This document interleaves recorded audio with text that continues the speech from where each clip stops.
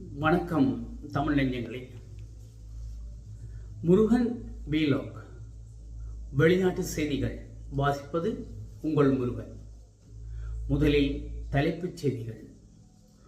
உத்தரப்பிரதேசத்தில் படகு கவுந்து விபத்து, ஒருவர் உயிரிழப்பு, 13 பேர் காயம். வெளிநாட்டவர்களுக்கு வேலை அனுமதி வழங்குவதை நிறுத்திய அமெரிக்கா. வர்த்தக போருக்கு மத்தியிலும் ட்ரம்ப் ஜி ஜின்பிங் சந்திப்பு. 33 ஆண்டுகளுக்கு பிறகு அணு ஆயுத சோதனை, ட்ரம்ப் அதிரடி உத்தரவு. மோடி மிகவும் நல்லவர், புகழ்ந்து தள்ளும் ட்ரம்ப்.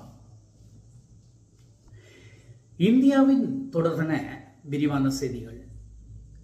இந்தியாவின் உத்தரப்பிரதேசத்தின் பக்பெக்ஸில் படகு கவுந்து விபத்துக்குள்ளானதில் ஒருவர் உயிரிழந்ததுடன் 13 பேர் காயமடைந்துள்ளதாக சர்வதேச ஊடகங்கள் செய்தி வெளியிட்டுள்ளன. இந்த விபத்தில் சுமார் 8 பேர் வரை காணாமல் போயுள்ளதாக அந்த நாட்டு அதிகாரிகள் ஊடகங்களுக்கு தெரிவித்துள்ளனர்.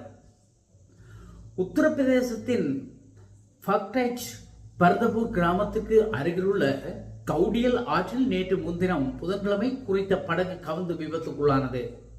இந்த விபத்தில் 60 வயதுடைய பெண் ஒருவரே நீரில் மூழ்கி உயிரிழந்ததாக தெரிவிக்கப்படுகிறது.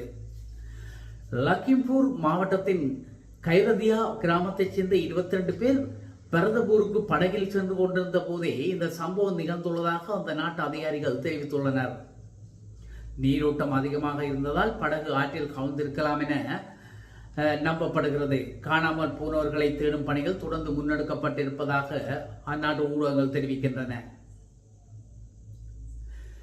வெளிநாட்டவர்களின் வேலைக்கான அனுமதியை தானாக நீட்டிப்பு செய்யும் முறைமையை அமெரிக்கா நிறுத்தி வைத்துள்ளது. இதன் காரணமாக பல்வேறு நாடுகளைச் சேர்ந்த வெளிநாட்டவர்களுக்கு பாதிப்பு ஏற்படலாம் என எதிர்பார்க்கப்படுகிறது. அமெரிக்க ஜனாதிபதி ட்ரம்ப் பொறுப்பேற்றது முதல் பல்வேறு தடாலடி நடவடிக்கைகளை மேற்கொண்டு வருகிறார். அந்த வகையில் அமெரிக்காவில் உள்ள நிறுவனங்கள் தங்கள் நாட்டவர்களுக்கு முன்னுரிமை அளிக்க வேண்டும் என்பதில் அவர் திட்டவட்டமாக உள்ளார். இந்த நிலையில் வெளிநாட்டவர்கள் அமெரிக்காவில் தங்கி வேலை பார்ப்பதற்கான EAD எனப்படும் வேலைவாய்ப்பு அங்கீகார ஆவணங்களை தானாக நீட்டிக்கும் வசதியை அமெரிக்கா நிறுத்தி வைத்துள்ளது. இது தொடர்பாக அமெரிக்கா உள்நாட்டு பாதுகாப்புத்துறை வெளியிட்ட அறிக்கையில் அக்டோபர் 30 மற்றும் அதற்கு பிறகு வேலைவாய்ப்பு அங்கீகார ஆவணங்களை புதுப்பிக்க கோரி விண்ணப்பிப்பவர்களுக்கு இனி தானியங்கி மூலம் நீடிப்பு வழங்கப்படாது. பொதுமக்கள் மற்றும் தேசிய பாதுகாப்பை காக்கும் விதமாக மேலாண்மை மற்றும் தணிக்கையை அரசு முன்னுரிமையாக கொண்டுள்ளது என தெரிவித்துள்ளது. வெளிநாட்டவர்கள் தங்கள் வேலைக்கான அனுமதி காலம் முடிந்த பின்னரும் கூடுதலாக 540 நாட்கள் அமெரிக்காவில் பணியாற்ற முந்தைய பைடன் அரசு நிர்வாகம் அனுமதி அளித்திருந்தது. உலகின் 2 பெரிய பொருளாதார நாடுகளுக்கிடையே வர்த்தக போர் நிறுத்தம் ஏற்படும் என்ற நம்பிக்கையுடன் அமெரிக்க ஜனாதிபதி டொனால்ட் ட்ரம்ப் நேற்று வியாழக்கிழமை தென்கொரிய விமானப்படை தளத்தில் சீன தலைவர் ஜி ஜின்பிங்கை சந்தித்தார். தெற்கு துறைமுக நகரமான பூசானில் நடைபெறும் பேச்சுவார்த்தைகள் 2019 ஆண்டுக்கு பின்னர் அவர்களின் முதல் நேரடி சந்திப்பாகும். அத்துடன் இது தென்கொரிய, ஜப்பான் மற்றும் தென்கிழக்கு ஆசிய நாடுகளுடன் பல வர்த்தக முன்னேற்றங்களை பற்றிய ட்ரம்பின் ஆசியா முழுவதும் மேற்கொள்ளும் விசேட பயணத்தின் இறுதி கட்டத்தையும் குறிக்கின்றது.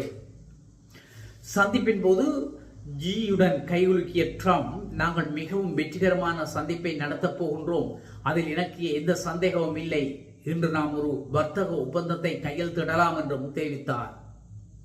பேச்சுவார்த்தைகளை தொடங்க அவர்கள் தங்கள் பிரதிநிதிகளுடன் அமர்ந்தபோது உலகின் 2 முன்னணி பொருளாதாரங்களுக்கு இடையில் அவ்வப்போது உரசல்கள் ஏற்படுவது இயல்பானது என்று ஜி ஜின்பிங் ட்ரம்பிடம் தெரிவித்தார். மேலும் சீன அமெரிக்க உறவுகளுக்கு உறுதியான அடித்தளத்தை அமைக்க ஜனாதிபதி ட்ரம்புடன் தொடர்ந்து பணியாற்ற நான் தயாராக இருக்கிறேன் என்றும் அவர் மேலும் தெரிவித்தார். சில நாட்களுக்கு முன்பு இரு நாடுகளுக்கான வர்த்தக பேச்சுவார்த்தையாளர்கள் ஒருவருக்கொருவர் முதன்மை கசப்பான விடயங்களையும் நிவர்த்தி செய்வதில் அடிப்படை ஒருமித்த கருத்தை எட்டினர். இந்த முன்னேற்றத்தினால் உலகளாவிய வணிகத்தை உலுக்கிய வர்த்தக பதட்டங்கள் தணியும் என்று முதலீட்டாளர்கள் நம்பியதால் டாலருக்கு எதிராக சீனாவின் ஜுவான் நாணயம் கிட்டத்தட்ட ஒரு வருட உச்சத்தை எட்டியது. வால் ஸ்ட்ரீட் முதல் டோக்கியோ வரையிலான உலக பங்கு சந்தைகள் அண்மைய நாட்களில் சாதனை உச்சத்தை எட்டியுள்ளன. ஆனால் இரு நாடுகளும் பொருளாதார மற்றும் புவிசாரா அரசியல் போட்டித் துறைகளில் கடுமையாக விளையாட தயாராக இருப்பதால் எந்த ஒரு வர்த்தக தடையும் இவ்வளவு காலம் நீடிக்கும் என்பது குறித்து பல கேள்விகள் உள்ளன. சீனா ஆதிக்கம் செலுத்தும் துறையான உயர் தொழில்நுட்ப பயன்பாடுகளுக்கு அவசியமான அரிய பூமி தாதுக்களின் ஏற்றுமதியில் பீஜிங் வியக்கத்தக்க முறையில் கட்டுப்பாடுகளை விரிவுபடுத்த முன்மொழிந்ததை தொடர்ந்து இந்த மாதம் வர்த்தக போர் மீண்டும் தொடங்கியது. சீன ஏற்றுமதிகள் மீது கூடுதலாக 100% வரிகள் விதிப்பதன் மூலம் பதிலடி கொடுப்பதாகவும், அமெரிக்க மென்பொருளை பயன்படுத்தி சீனாவுக்கான ஏற்றுமதிகள் தடைகள் விதிக்கப்படுவது உள்ளிட்ட பிற நடவடிக்கைகள் உலக பொருளாதாரத்தையே தரைகளாக மாற்றியிருக்க கூடும் என்றும் ட்ரம்ப் சம்மதம் செய்தமை குறிப்பிடத்தக்கது.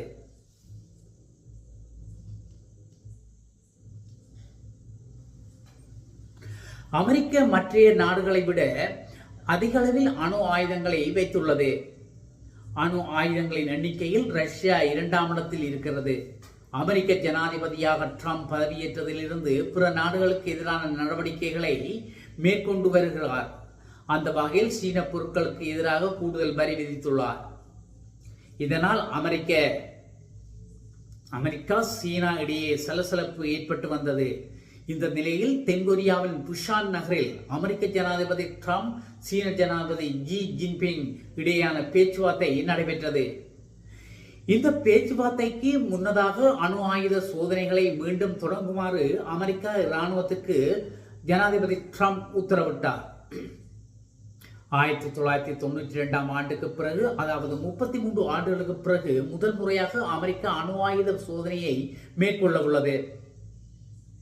இதனிடையே ட்ரம்ப் வெளியிட்டுள்ள எக்ஸ் பதிவில் அமெரிக்கா மற்ற எந்த நாட்டையும் விட அதிக அளவில் அணு ஆயுதங்களை வைத்துள்ளது.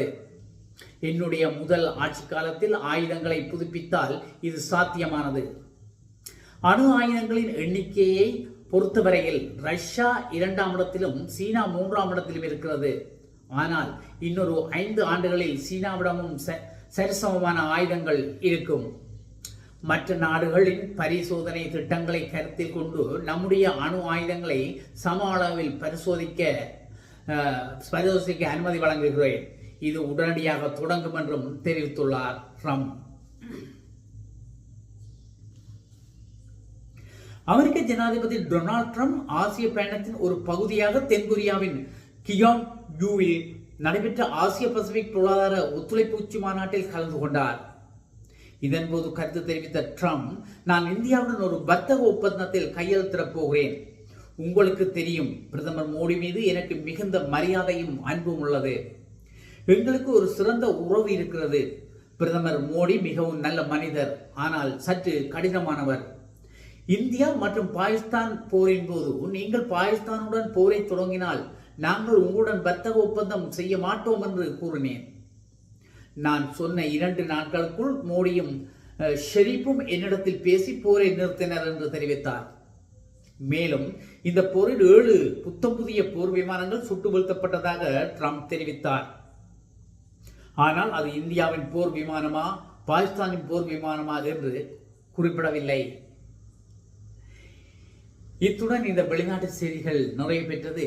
மீண்டும் வெளிநாட்டு செய்தியுடன் சந்திக்கும் வரை உங்கள் அனைவரிடமிருந்து விடைபெற்றுக் கொள்வது உங்கள் அன்பின் முருகன். நன்றி, வணக்கம்.